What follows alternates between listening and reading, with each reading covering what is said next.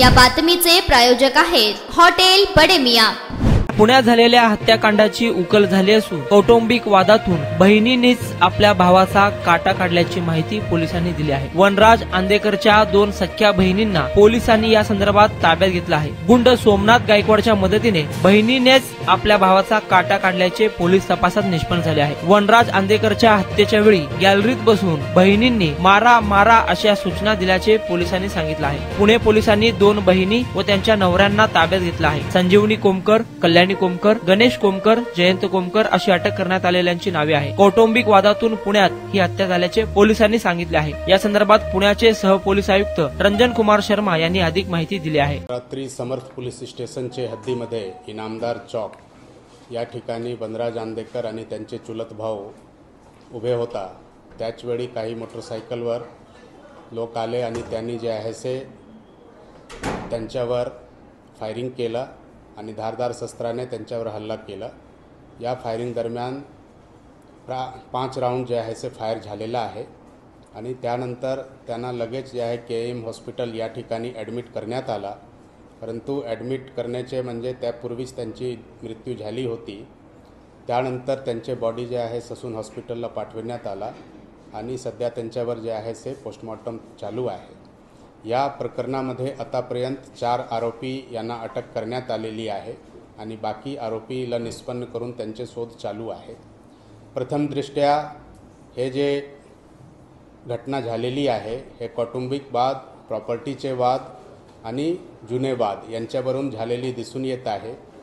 यांच्यामध्ये आरोपी म्हणून मैताचे सख्खी बहीण, 2 सख्खी बहीण आणि 2 सख्खे मेहुणा यांना आरोपी करण्यात आलेला आहे आणि त्यांना जे आहे अटकही करण्यात आलेला आहे आणि पुढील तपास यांच्यामध्ये चालू आहे। कशा पद्धतीचा वाद होता? प्रॉपर्टीचे वाद आहे असा निष्पन्न झालेला, परंतु नेमके कधीपासून आहे काय आहे यांच्याबद्दलचे आता तपास चालू आहे। कुटुंबाच्या बाहेरचे जे आरोपी आहेत ते कुठं पकडले किंवा काय? नाही, अजून त्यांची शोध चालू आहे। नाव काही आम्हाला निष्पन्न झालेलं आहे। त्यांच्या शोधण्यासाठी क्राईम ब्रांचचे 10 टीम आणि पोलीस स्टेशनचे पण 7-8 टीम लागलेली आहे आणि हे सर्व लोक जे आहे से क्राईम यांचे लोकेशन घेऊन त्यांना शोधण्याचा प्रयास करत आहे।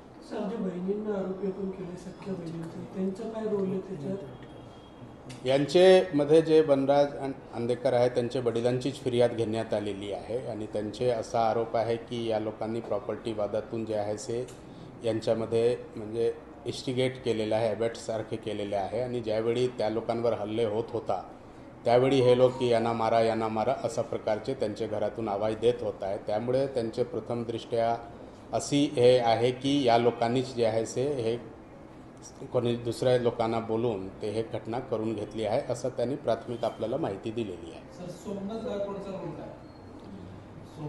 यांच्यामध्ये तेच तपास चालू आहे। आता एक वेळ ज्यावेळी सर्व आरोपी अटक होतील त्यानंतर आपल्याला पूर्ण गोष्टी काय आहे, आता तात्कालिक कारण काय आहे हे हल्ला करण्याची हे सर्व गोष्टी निष्पन्न होतील।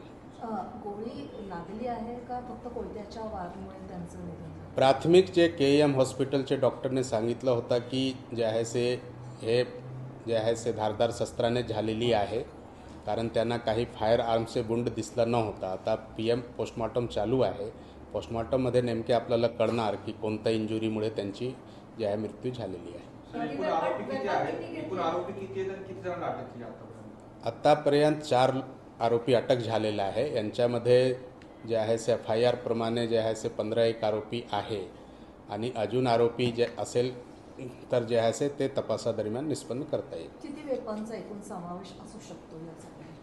नाही, ते एक वेळ सर्व आरोपी अटक झाल्यानंतर जे आहे से किती वेपन होता, कोण कोण होते ते सर्व आपल्याला निष्पन्न होणार आहे। आता आपण ताब्यात किती घेतलेलं तेच सांगितलं, 4 आरोपी अटक झालेला आहे। अटक त्यांची सख्खी बहीण आहे आणि जे आहे सखा मेहुणा आहे, त्यांच्यामध्ये जयंत कोमकर आहे, गणेश कोमकर आहे आणि संजीवनी म्हणून मुलगी आहे आणि कल्याणी आहे। अशा प्रकारचे 4ला अटक करण्यात आलेली आहे।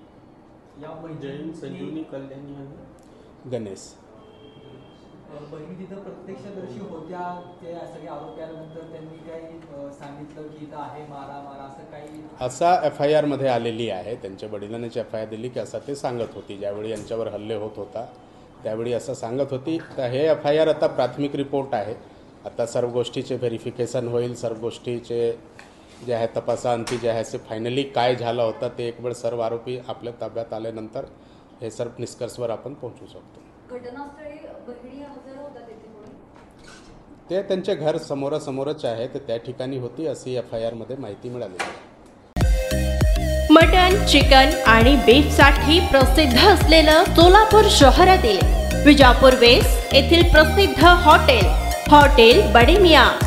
पाया ताहरी mutton biryani, chicken biryani, mutton seekh, chicken 65 आदी मिळण्याचं एकमेव ठिकाण हॉटेल बडे मियाँ.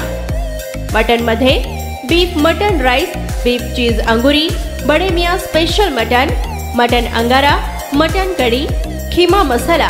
चिकनमध्ये chicken rice, chicken Malvani, special Bade Miyan chicken, chicken cheese अंगुरी, chicken tikka, chicken Hyderabadi, butter chicken, kadhai chicken masala असे भरपूर आयटम्स उपलब्ध.